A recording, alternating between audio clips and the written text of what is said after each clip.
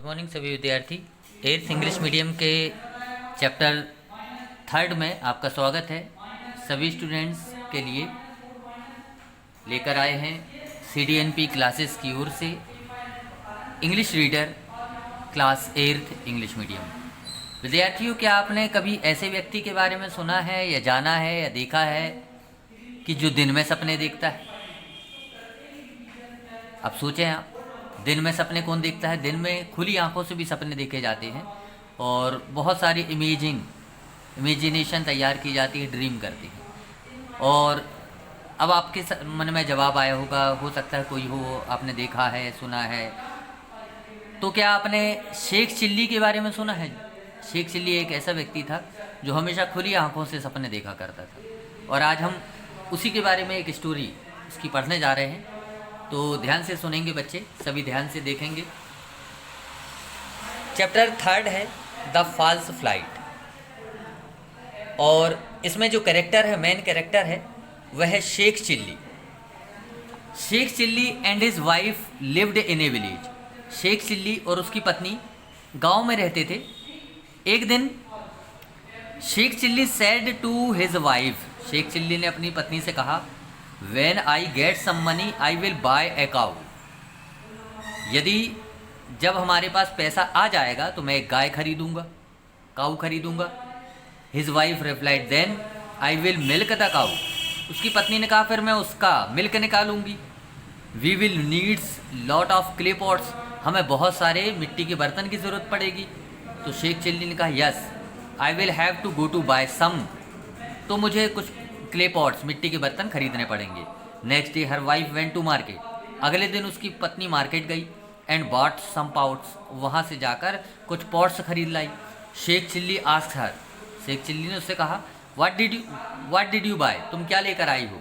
तो उसने कहा, आई बॉट 5 पॉट्स, मैं 5 पॉट्स लेकर आई हूँ। 1 फॉर मिल्क, एक के लिए, एक मिल्क के लिए, 1 फॉर बटर मिल्क, और 1 for butter and 1 for ghee. What is the 5th 1 for? तो बोले 5वां किसके लिए है? तो बोले that is for carrying some milk to my mother. बोले कुछ मेरी मदर के लिए जो मिल्क मुझे भेजना पड़ेगा उसके लिए है। उसकी पत्नी ने कहा, what, carry milk to your mother, तुम अपनी मदर को यह मिल्क ले जाओगी? How long have you been doing that, कब तक ऐसा करोगी? Have you got my permission, क्या तुमने मेरी परमिशन ली? शाउटेड शेख चिल्ली, और शेख चिल्ली जोर से चिल्लाने लगा। हिज वाइफ रिटोर्टेड, उसकी वाइफ भी झिड़क रही थी, there is no need for your permission, बोले मुझे आपकी परमिशन की आवश्यकता नहीं है। Sheikh Chilli face turn red, उसका चेहरा लाल पड़ गया। And he grabbed the pots 1 by 1, और एक के बाद एक वह पूरे पॉट्स को फोड़ने लगा। And smashed them all against the wall, और पूरी दीवार में उनको फेंक के फोड़ दिया। द वाइफ रिटोर्टेड, वाइफ झड़क रही थी, I am the one who takes care of the cows and milk it, मैं ही वही हूँ जो पूरे काऊ की देखभाल करूँगी और उसके मिल्क की।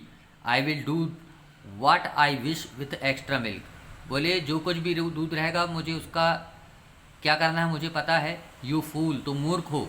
I work and sweet all day, मैं सारा दिन मेहनत करता हूँ, पसीना बहाता हूँ। एंड बाय ए काऊ, और गाय खरीदूंगा। And you give away the valuable milk to your mother, और तुम उस कीमती दूध को, कीमती मिल्क को तो अपनी मदर को दे आओगी। रोअर द हस्बैंड, उसका हस्बैंड चिल्लाया। A neighbour came to their house, एक पड़ोसी उनके घर में आया। He asked the angry husband, उसने उस गुस्से वाले आदमी हस्बैंड को कहा, व्हाट इज़ द मैटर, क्या मामला है? वाई आर यू शाउटिंग, तुम इतना ज़ोर ज़ोर से क्यों चिल्ला रहे हो? The women is giving away the milk from our cow to her mother, बोले ये लेडी जो हमारी गाय का दूध निकलेगा उसको अपनी माँ के घर में देकर आएगी। द नेबरहुड नेवर आस्क, उसने कहा, योर काऊ, बोले तुम्हारी गाय कहाँ है? Yes the cow I am going to buy, गाय मैं उसको खरीदने जा रहा हूँ। When I have enough money, जब मेरे पास पर्याप्त पैसा हो जाएगा। Oh that one, you don't have a cow yet do you, said the neighbour, मतलब तुम्हारे पास अभी तो कोई गाय नहीं है। तो the man said, just wait, I am going to get one, oh really, मैं एक लेने जा रहा हूँ। Now I know what's happening to my wheat and corn, मैं देख कर आ रहा हूँ मेरी फसलों को। Said the neighbour picking up a stick and thrashing his neighbour, बोले तुम्हारी गाय ने मेरे खेत में जाकर पूरा व्हीट और जितनी भी फसल है वो नष्ट कर दी है। और ऐसा कहते हुए उसने एक लकड़ी निकाली और उस व्यक्ति को, शेख चिल्ली को पीटना शुरू कर दिया। Stop stop, why are you beating me, तो उसने कहा आप मुझे क्यों मार रहे हो?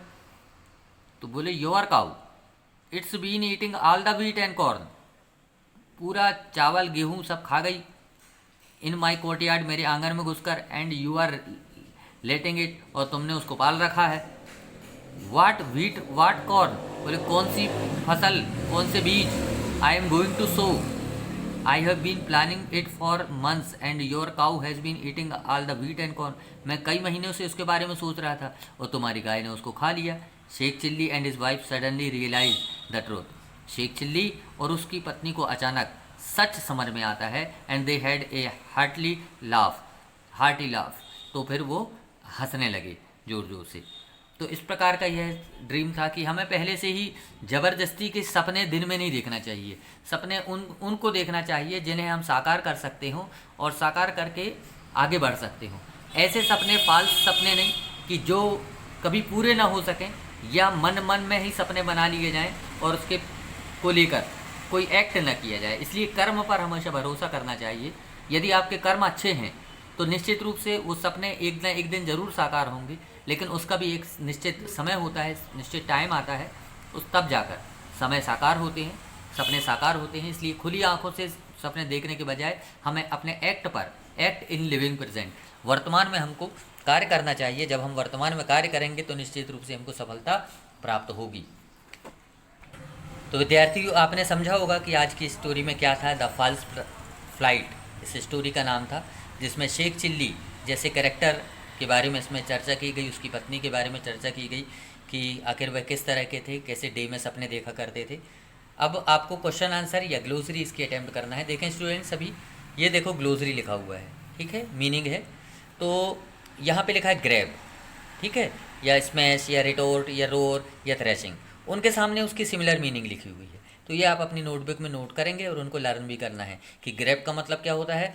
टू होल्ड समबडी और समथिंग विथ हैंड्स फर्मली, मतलब किसी चीज़ को जोर से दबा लेना, दबा के खींचना, सीज करना, तो उसको हम ग्रैब कहते हैं। स्मैश का मतलब होता है to break something into piece, मतलब वो किसी चीज़ के टुकड़े टुकड़े कर देना, इसका मतलब है स्मैश।